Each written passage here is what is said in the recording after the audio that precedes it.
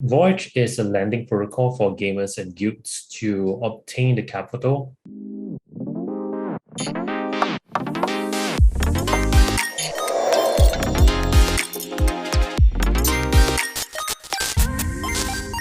Hi guys, welcome back to TALKCHAIN channel. I'm Choco, the host of today's AMA. I believe lending protocol or lending platform is definitely not a new thing to you guys anymore in this Web3 environment. But our guest today is the first Web3 protocol to allow guilds to leverage their game assets and efficiently scale their operations and capital. So if you're a GameFi-er, you should never miss out on this MA with Voyage Finance today. Our pleasure to have Mr. Hanwen from Voyage to tune in and talk with us today. Hi, Hanwen. Thanks, Choco. Hi. Thanks for getting us into this podcast. Thanks for coming. And do you mind to briefly introduce Voyage to our audience today? Right, thanks. So Voyage is a lending protocol for gamers and guilds to obtain the capital to be able to scale the inventory. So how it works is that for every $1 you put into the margin account, you can take out $3 worth of loan, and you can use the $3 loan to purchase NFTs, which gaming NFTs from the official marketplace.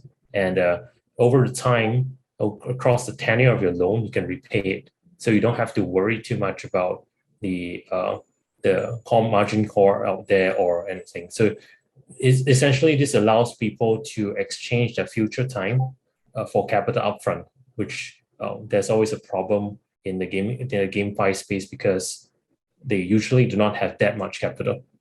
Okay, actually now we see a lot of people set up game guilds, but you are doing it as an organization that support game guilds, right? What is the decision made? Like what was the reason behind this decision, and what are the problems that you see in game guilds are facing now, and how do you think you can solve the problems? Yes, we are an organization that support game guilds. So essentially the reason why we want to build this is because we see the outlay of the situation right now is that most of the gaming assets is owned by the top guilds out there. So for example, like YGG, Merit Circle, and so on. But most of the players do not belong to those giant, bigger size guilds. Instead, it belong to the guilds among their own social circles, like friends and families that create their own small one. So there's kind of like a disparity between the situation. It's ownership is so much concentrated, but the player counts are not those the majority of the players. So it become more like a renter kind of situation, which we see also in the real world in society. So the only way that you can solve that is to make sure that everyone has access to credit and people can borrow cheap money in order to fund their own operations. So what we try to do is try to level the playing field among everybody. So you don't have to be a giant guild to access the capital upfront. The reason why these guilds have disparate kind of power is because they themselves can command the ability to borrow money, or to get the money through sale of their own token, which smaller guilds do not have this ability to do so because they don't plan to launch their own token, governance token and stuff. So yeah, this the reason why we built this in short is to try to level the playing field and make sure that everyone who wants to create their own guild can get the capital they want upfront, and they can purchase the inventory and scale their own inventory if they have existing guilds, so that they can compete with everybody else at the same level ground and compete at the highest level. Okay, I understand. And just now actually have mentioned when you introduced Voyage to us that when we put in $1, or let's say we put in $100 and we can borrow out $300 worth of token. I think currently it's TUS, right? Yes. So how do you ensure the safety of users' fund? Is there a KYC or any other mechanisms that you can ensure the safety? Yes, actually, Voyage is an over-collateralized lending platform. It's just that you don't see it as such as a borrower side, because you are putting $1 to borrow $3, but the money that you borrow and use to purchase the NFT becomes a collateral. So if let's say you were to stop your repayment and the grace period, which is 14 days, is over, then we will confiscate both your margin account and the NFT and liquidate both. So essentially, if you can think of it, is that there is 33% as the margin account and 100% from the NFT purchase. is 133% over collateralized. Oh, okay. Understood. Okay, so you also have strategies that are open to retail investors to participate as liquidity providers, LPs, with low risk and high risk strategies. So we're quite curious about how retail investors can participate and what are the specific differences between the two strategies. Right. So we split the risk profile into two types. One is for the less risk adverse, and then one's people who likes to take on more risk. So the liquidity pool itself is permissionless. Anyone can participate. You can link yourself and myself, or anyone that has a bigger fund size. Most of the retail investors, I would say that they are more towards risk adverse side, so they will put into the senior tranche. That means they get a senior in a debt position. So they themselves have less risk to the principal, so that's why they get less interest. So let's say the borrower is paying 20% APR interest, they only get 10%. And then there's the junior tranche, which is the more risky one. You can think of it as the insurance on top of the senior tranche. The reason why we have that pool is because NFTs are quite volatile assets sometimes. Yeah. And if, let's say, the NFT asset prices does fluctuate a huge amount, that's going to be if there's a default also at the same time of that particular loan, then the exposure at risk is going to be basically what the asset price is at the time plus how much the borrower has repaid up to that point. So that's in that case, right? If let's say the asset price has decreased a significant amount and we cannot refill the principal of the lender side, then we will eat into the junior tranche pool first before the senior tranche. That's why they have a different debt seniority. So the junior is more junior and they are taking on more risk, and that's why they get more interest. Just to give a context of how much more interest is that for the 20% APR that the borrower is borrowing, they can take the other half of the 10%. But because of the pool size difference, right, the senior is 5 times bigger than the junior because this is just an insurance pool. So that's why they get like roughly 60% interest APR. Oh, okay. So the difference is quite high in terms of APR. Yes. Okay. You get paid for taking on the risk. Yeah, okay, understand. Just now you have also mentioned about the volatility, so we'll come back to that later. But first, I want to congratulations on getting $1 million round of funds. So can you please introduce a little bit about the investors in this round of fund? Yeah, thanks a lot. So for this round, we only have one VC that's involved, which is Delphi Digital. And then we have several other angel investors coming on board to help us with filling the round. It's also helping us with scaling the product. So the reason why we chose Delphi Digital and why they chose us also at the same time is because we want to leverage on both financial knowledge from them and also their access to connections.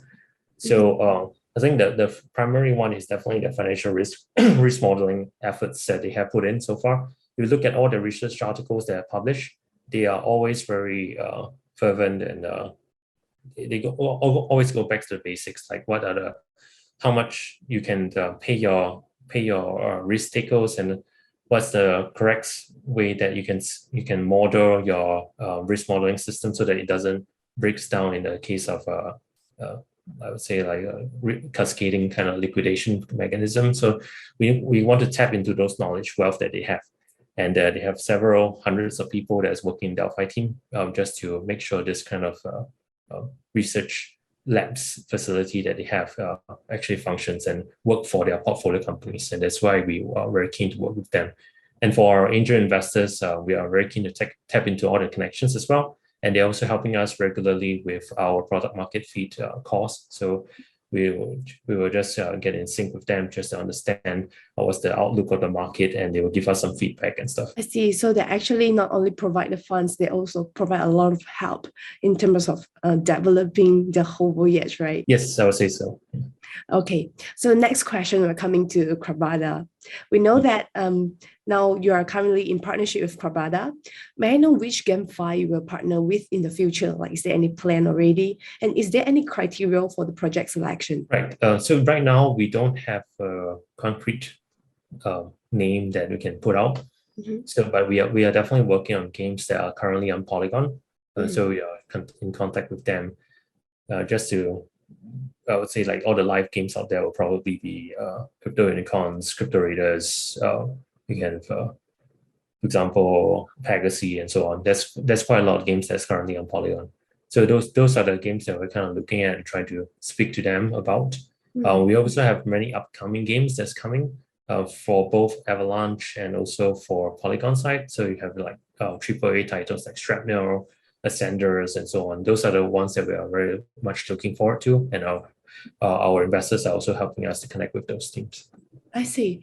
May I ask an addition question to this? Yeah. Sure. Why are you looking at Polygon instead of other chain? Or is there any special reason that you're looking at Polygon? I'd say we don't really have any chain preference allegations. We don't align with any chain's preference or prefer any one of which. We are chain agnostic. We just go to where the popular games are. So as long as the chain itself is EVM compatible, it doesn't matter to us because we can just deploy it across to another chain, just like Sushi. Okay, understood.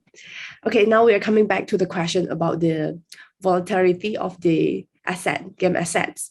So GameFi often falls into a death spiral, and TUS has also fallen sharply recently. So will this have any adverse effects on Voyage or the retail investors who provide funds? How do you deal with this? All right. So one way that we deal with it primarily is to price the loans in terms of the reward tokens instead of any other tokens like ETH or USD. So for example, in TUS case, right, it's very simple to understand is you put in 1 TUS to borrow 3 TUS and use the 3 TUS to buy Kribada NFTs on the marketplace. So the NFTs itself are always priced in the form of TUS, and the intrinsic value of those NFTs also in TUS because you know that they have an earning ability of getting TUS in future. So this is one way to retain the volatility, so we don't margin call anyone because of that. Other ways that we can try to resolve this is probably to make sure that we kind of understand that the marketplace is performing enough sufficient volume on a daily basis. So that if, let's say, we want to liquidate any assets because of bad loans, we don't cause like the entire market to go down because of this.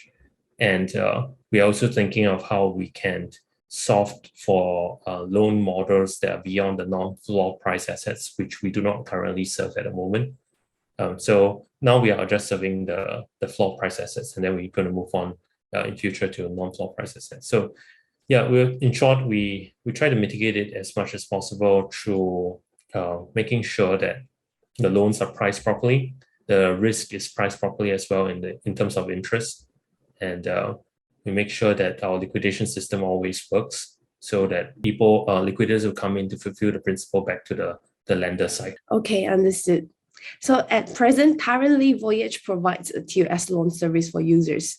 Like, will there be any other type of services in the future? Anything in plan? Like, for example, NFTs or anything else? I would say that this is our primary objective. We are trying to be kind of like a lending facility for users to borrow TUS so that they can do and scale their own inventory and do more productive things within the game economy.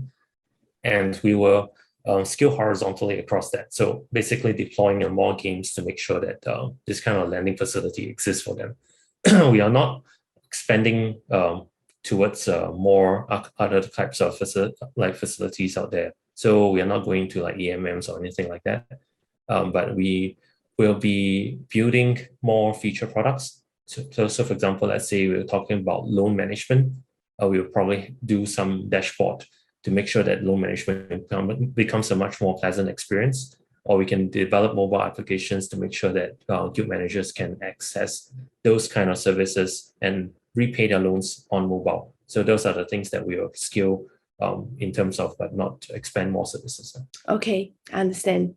So thank you very much for the answer and the time, and thanks for tuning in today. Before we end the session, do you have any good news or any announcement to share with us? Or do you have anything you want to add on to talk to our audience a little bit today? Yeah, okay, thanks. So I enjoyed this conversation very much. I think for us, we are very keen to onboard as many micro guilds and guilds out there. So it doesn't matter your size of your guild, as long as you are playing the game, you are a fervent player, you want to build a team of family and friends within that particular game economy, just reach out to us through Voyage, and you'll be able to obtain the loans because it's a more permissionless system and less gated kind of system out there that you see. So yeah, this is a way that we hope that people will be able to access capital upfront in the future, and we hope to see more players coming into the Web3 space, and hope to work with more and more teams out there. So our timeline right now is it's going to be July that we're going to have our testnet. So at that point of time, we hope we can get some players on board and guilds on board to try out the UX. If it's not good up to standard, then we'll iterate as fast as possible and make sure that the release on August is going to be a smooth transition. But yeah, we are hoping to see more and more teams getting onto our Discord channel, give us feedback, and we'll also do some giveaways, hopefully, to make sure that they get excited and hyped. Okay, so guys, if you guys are playing game, you love games, you're playing GameFi, whether you have already joined any or not yet, or you have a guild, small guild, a big guild, no matter what, just tune in, just join the Discord, follow the Instagram, everything, and then follow all the social medias, so that you are up to date about what Voyage is going to do next. Okay, so we'll put up all the social media handles within this video, at the caption, at the the Facebook caption, everything, so you can look up to all the social media links from the caption. Thank you very much again, Hanwen. Thank you. Thank you so much. So we hope to see you again next time. Bye bye. Hope to see you next time. Bye. Take care.